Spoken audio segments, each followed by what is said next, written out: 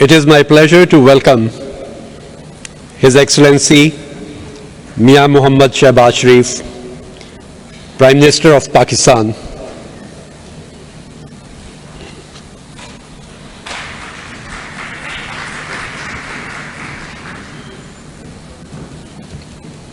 Your Excellency, you have the floor. Thank you very much.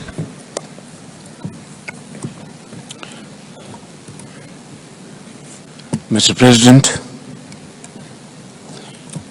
Excellencies, ladies and gentlemen, Assalamu alaikum, and a very good afternoon. At the outset, I'd like to commend President Abdul Fattah al-Sisi for his wonderful leadership, hospitality in hosting this COP27 and the World Leaders Summit. To me and my country, this COP rings an alarm bell for humanity. It is the only platform where the survival of the human race as a goal still holds promise. It is also the forum where we as vulnerable countries take our case to the rich and the resourced to build common purpose for justice, carbon neutrality, and a roadmap to crucial policy resets needed in a world that is burning up faster than our capacity for recovery. Excellencies, I'm sure all of you must have heard about the catastrophic floods in Pakistan, which impacted 33 million people, the size of 3 European countries. More than half are women and children. Despite 7 times the average of extreme rain in the south, we struggled on as raging torrents from our melting glaciers in the north ripped out over 8,000 kilometers of metal roads, damaged more than 3,000 kilometers of railway track, and washed away standing crop on 4 million acres, and ravaged all the 4 nook and corners of Pakistan. An estimate of damage and loss has exceeded $30 billion. And this all happened despite our very low carbon footprints, and yet we became a victim of something with which we had nothing to do. And of course, it was a man-made disaster. Mr. President, the priorities of Pakistan have never been clearer. First, the global goal on adaptation needs to be prioritized, both in terms of financing and timelines. We are yet to see the promised half and half balance in adaptation and mitigation finance. The current financing gap is too high to sustain any real recovery needs of those on the front lines of climate catastrophe. Second, loss and damage needs to be part of the core agenda of COP27 to meet the pressing humanitarian needs of those that are trapped in a crisis of public financing fueled by debt and yet have to fund climate disasters on their own. This is simply unjust and unfair, to say the least. Third, Mr. President, climate finance must be clearly defined as new, additional and sustained resources with a transparent mechanism that meets the needs of developing and vulnerable countries with the speed and scale that is required. There should now be total clarity on what actually counts as climate transfer and what counts as development finance. For instance, as they often overlap. Excellencies, we have been talking for years, but have failed to even agree on the basics. Pledges made at the Copenhagen COP15 in 2009 for mobilizing $100 billion per annum by 2020 have still not been realized.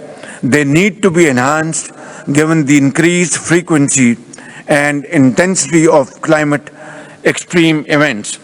Fourth, a global climate risk index of all parties of the UNFCCC must be created under the auspices of the UN system. Projects from the most vulnerable countries on this index must get prioritized and speedy approvals for climate finance. And finally, mitigation ambition needs to be revived in a clear burden share formula. The promise of common but differentiated responsibilities must be respected as we race towards a much higher trajectory of warming than defined in the Paris Agreement. Pakistan's 2030 ambition in the indices are already higher than many countries, but we understand our responsibilities as we move towards a net zero plan once we recover.